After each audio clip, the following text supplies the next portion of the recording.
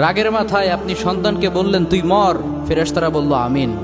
তোর ভবিষ্যৎ অন্ধকার, ফেরেশতারা বলল আমিন। রেগে মেগে আপনি আপনার মেয়েকে বললেন জীবনেও তোর কপালে স্বামীর ভাত জুটবে না, ফেরেশতারা আবারও বলল আমিন। আচ্ছা, আপনি না সেই ব্যক্তি যে তার নিজের জীবনের চাইতেও সন্তানকে বেশি ভালোবাসেন?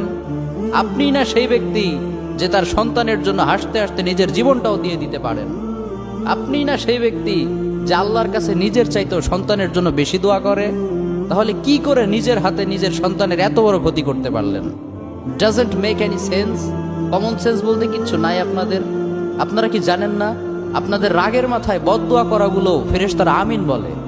দাওয়াতুল ওয়ালিদ আলা ওয়ালাদি, বাবা মা তার সন্তানের জন্য যেই দোয়া করে সেটা ভালো হোক কিংবা বদদোয়া হোক, আল্লাহ সেটাই কবুল করে নেয়।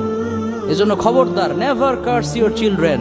রাগের মাথায় কখনো সন্তানকে অভিশাপ করবেন না। খুব বেশি রাগ উঠে গেলে তার জন্য উল্টা